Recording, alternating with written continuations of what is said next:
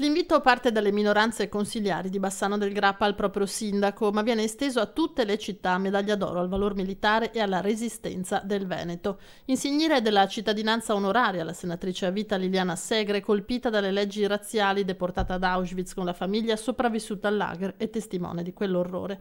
Nella Marca sono Treviso e Vittorio Veneto le due città che possono fregiarsi di quel riconoscimento, entrambe oggi a guida leghista. Malgrado questo, i due sindaci la vedono diversamente. Ben venga la cittadinanza onoraria, ma perché secondo me è diventata anche un simbolo in questo momento particolarmente storico contro la violenza di ogni tipo.